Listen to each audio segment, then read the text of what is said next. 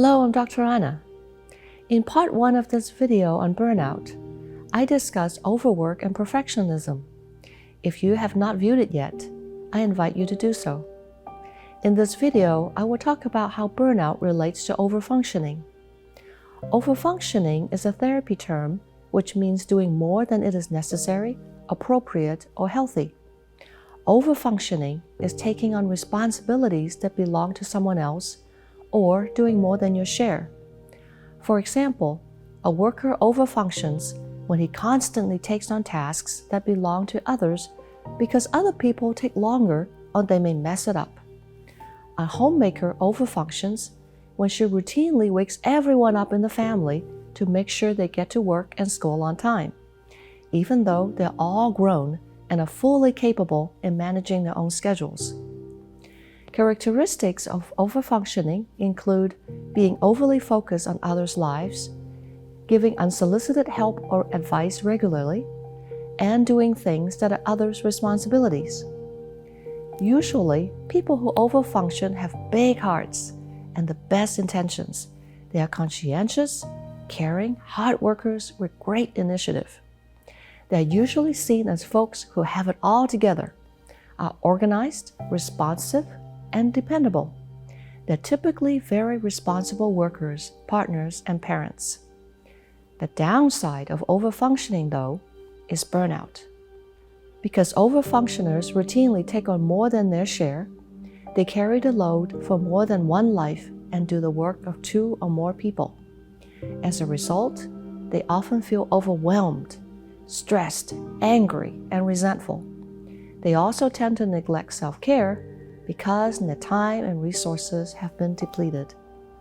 In the long run, overfunctioning can lead to exhaustion, depression, and anxiety. Another downside of overfunctioning is that others learn to underfunction. If you overfunction, others around you may be inclined to take fewer initiatives, do less, and be less responsible for their own lives.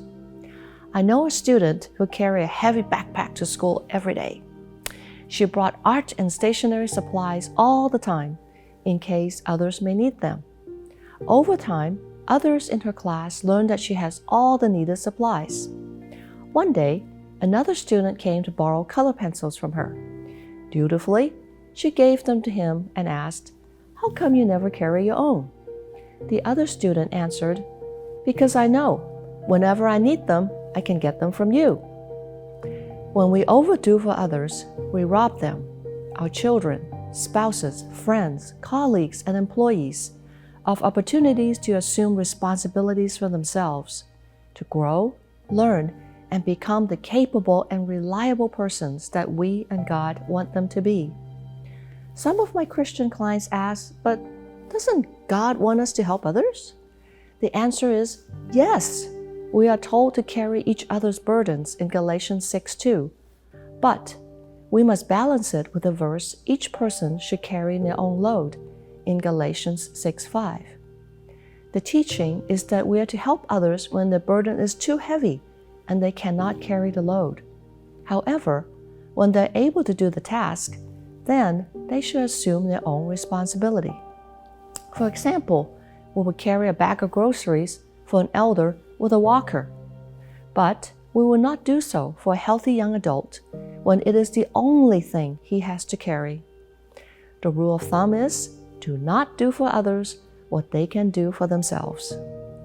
If you have been overfunctioning for some time, it may be a gradual process to move away from assuming the caretaker role in your relationships. Start by identifying what really are your responsibilities.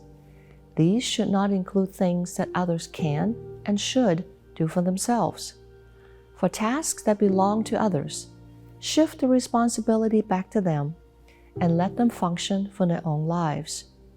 When you begin this process, learn to sit with the discomfort of not being in control. Things may not progress in the way you would like, and that is okay. Let go. Give people opportunities to learn on their own. This is life. As you move away from overfunctioning, expect discontentment, complaints, and even manipulation from those who have been under-functioning to try to shift the responsibilities back to you. Remember, you are empowering your family, friends, colleagues, and employees to grow, learn, and become capable persons themselves. Be firm in your commitment to change. If you need support, you may seek counseling from a therapist or a pastor. Know that in the long run, your commitment will yield a healthier you and will help others to grow in responsibility, competency, and maturity. Another aspect of overfunctioning is responding to things with high emotional intensity. People who overfunction tend to be passionate, caring, and take things rather seriously. Their concern for others sometimes translate into high emotional reactions as well. For example, a homemaker may anxiously worry that bad things may happen if she does not control everything at home, or a worker may be angry and resentful that colleagues did not heed his unsolicited advice and took him for granted. High emotional intensity brings distress, frustration, anxiety, and burnout.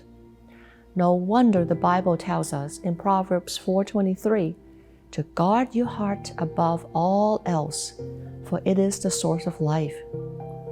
Ways to lower emotional intensity include slow, deep breathing and calming self-talk. Slow, deep breathing is simply inhaling and exhaling slowly for a few minutes. Calming self-talk is talking to yourself with truth and reason to eliminate irrational fears and worries. I discussed how to practice them in the videos Overcome Anxiety Parts 1 and 2. If you have not viewed them yet, I invite you to do so. Finally, to avoid burnout, recognize that all of us have a limited amount of energy every day. I call these energy bucks. Similar to money, we make a deposit when we replenish ourselves with proper rest, recreation, sleep, and spiritual activities. We use energy bucks whenever we do daily tasks, work, talk, and activate our emotions. Let's suppose that we wake up with 100 energy bucks in the morning. After making breakfast and getting the kids ready for school, we use 25 bucks.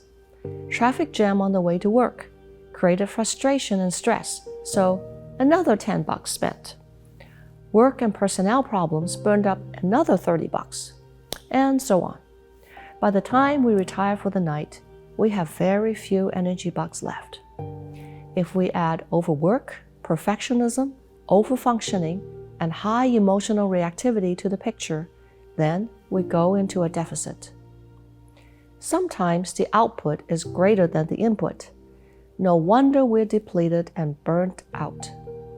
The key is to spend your energy bucks on what are really important, on things that are truly your responsibilities, and then let go of the rest.